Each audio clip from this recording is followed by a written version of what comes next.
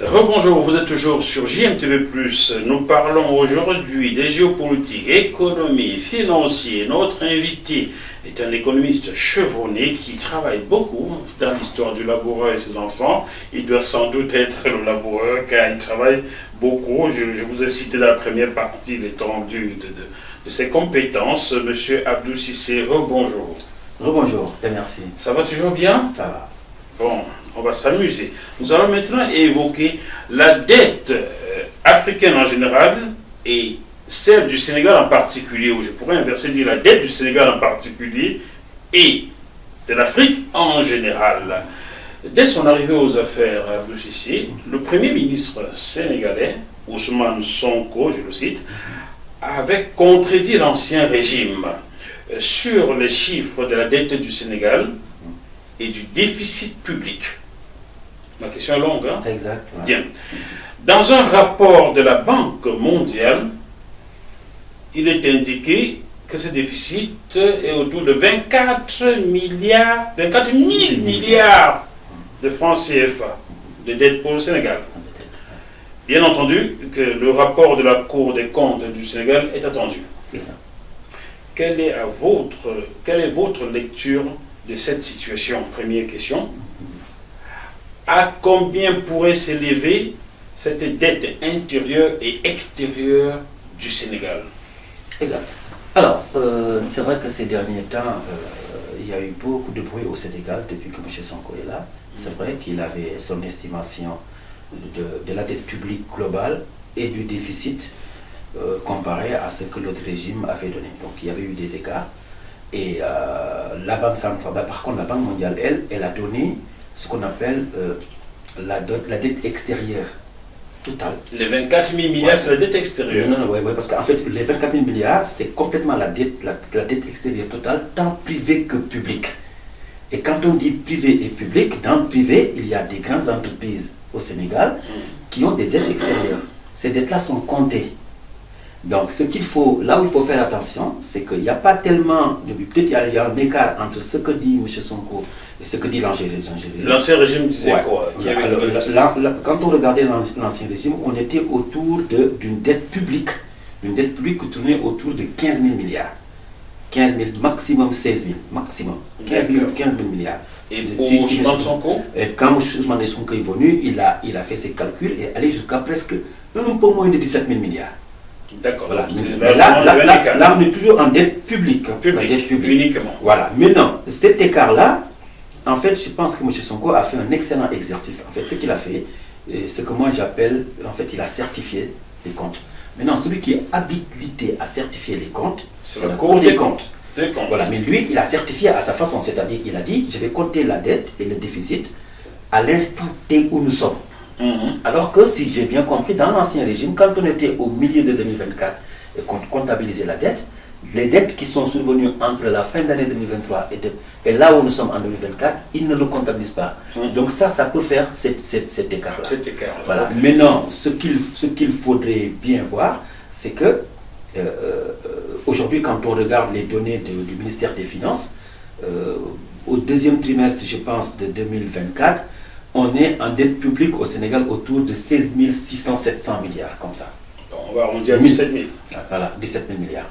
Arrondi, vraiment. Arrondi, oui. Voilà. Car il peut y avoir des marges, dessus ou en dessous. On va ce qui est quand même une dette très lourde. Colossale.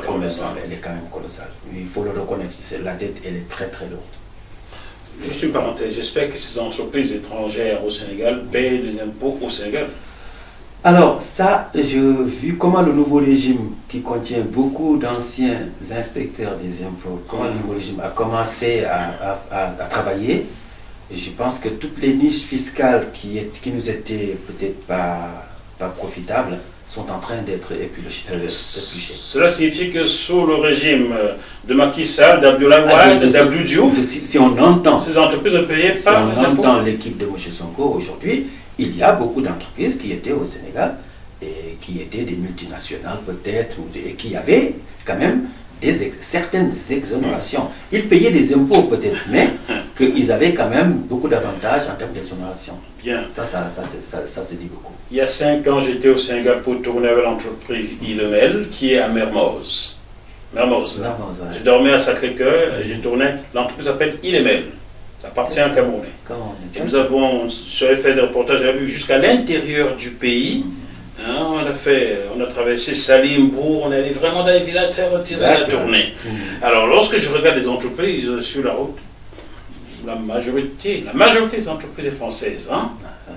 Je peux le dire. Hein? Vous pouvez le dire. Ouais. Bon, ça veut dire que les entreprises françaises ne payaient pas suffisamment les impôts sur cette terre où elles faisaient leur argent. En tout cas, le rapport qu'on attend de ce nouveau régime en parlera beaucoup, on dira beaucoup, et sera encore beaucoup plus précis sur ces problématiques de qui paye, quelle entreprise française paye des impôts et pas. Vous comprenez pourquoi je disais ainsi dans l'Afrique doit du fric. Vous ne payez pas les impôts et on vous doit l'argent.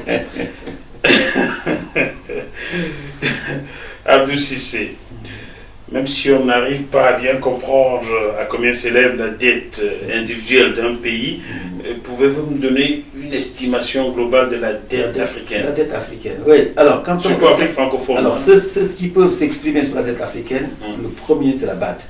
C'est la Banque africaine de développement. Elle est plus assujettie.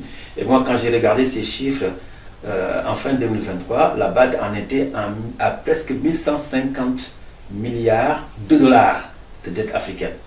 Alors, 1150 milliards, si on convertit de milliards de dollars, si on convertit en CFA, on tourne autour de 700 000 milliards, comme ça, pour toute la dette africaine. Vu toutes les ressources qu'il y a sur ce continent, on devrait pouvoir éponger toutes ces dettes. Vu les ressources, cette dette n'a pas de signification. Sincèrement. Je prends un exemple très simple. Aujourd'hui, l'actualité en France, c'est quoi? C'est que certains journalistes, certains économistes disent qu'il faut prendre l'épargne des Français et payer la dette. Ce que Marc Toiti refuse totalement. J'ai écouté Marc Toiti. Ils sont 3000, les économistes français, ils sont 3000.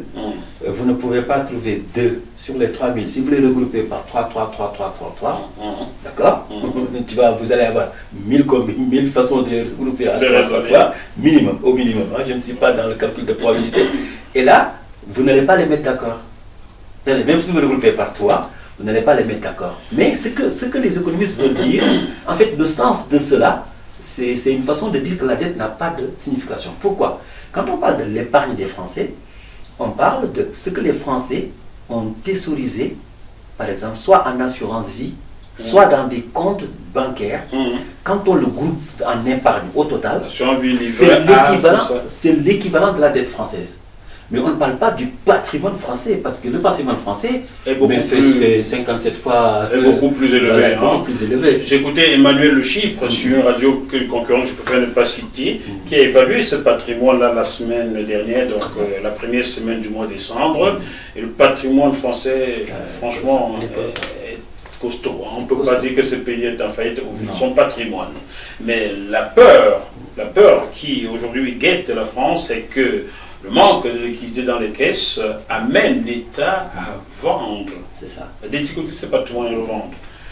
Ça, c'est vrai. C'est dur. C'est problématique. C'est très problématique. C'est dur. Alors maintenant, quand on voit cette dette-là, la dette française par rapport au patrimoine français, et qu'on revienne en Afrique et qu'on regarde la valeur de la dette totale africaine comparée au patrimoine rien que du sous-sol africain, dans le sous-sol africain, la dette africaine n'a aucune signification. Aucune signification.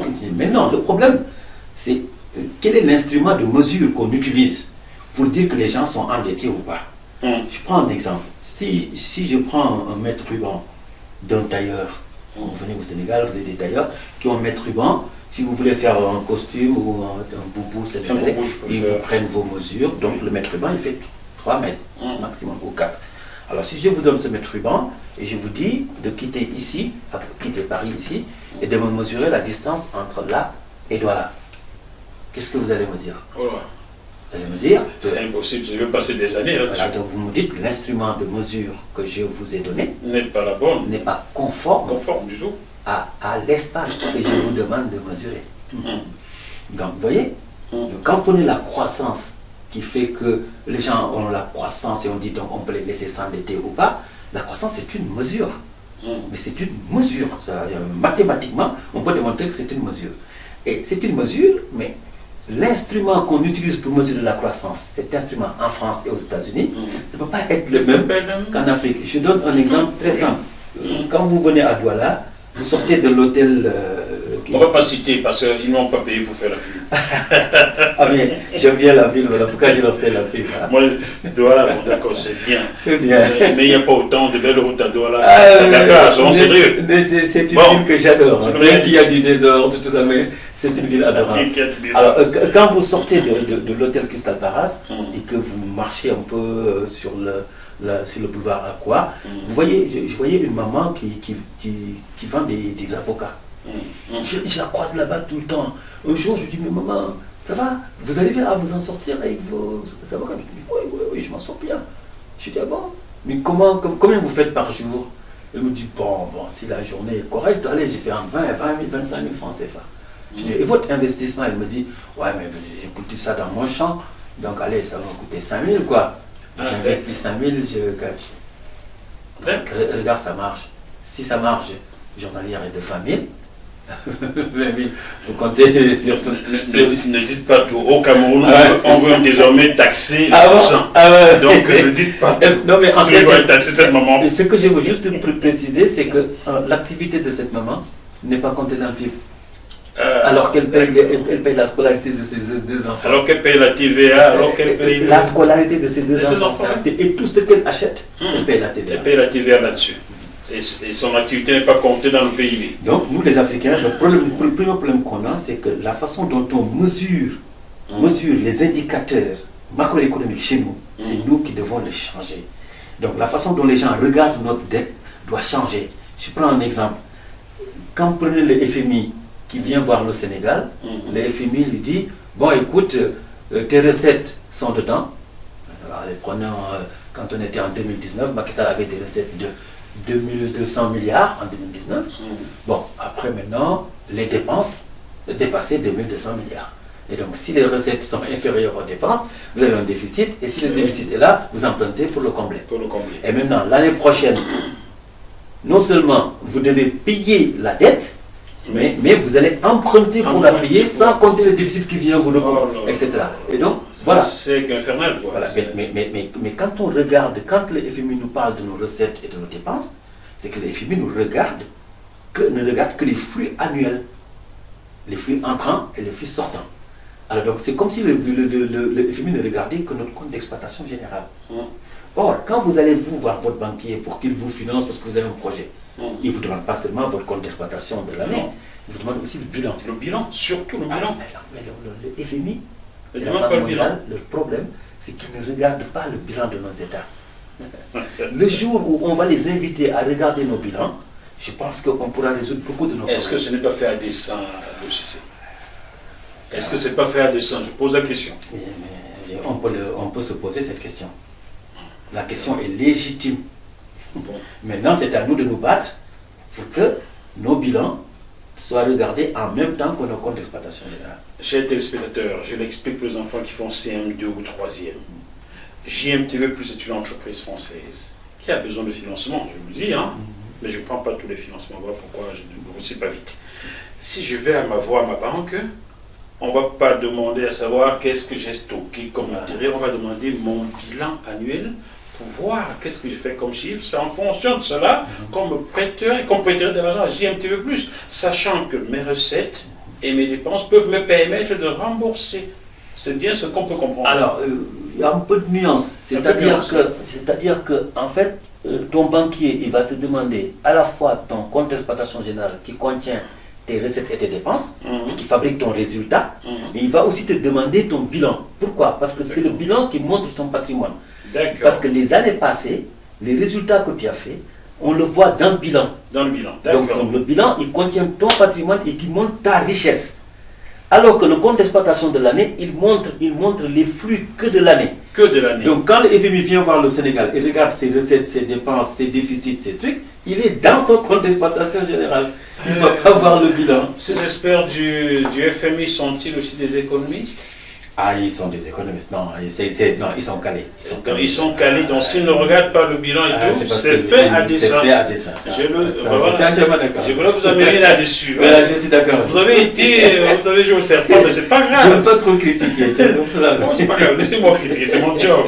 Mais je sais comment vous amener à critiquer. Ah, mais là, vous m'avez amené à critiquer. Ah, mais j'avais dit, il faut dire la vérité, il sujet un petit peu plus, je vous dis tout.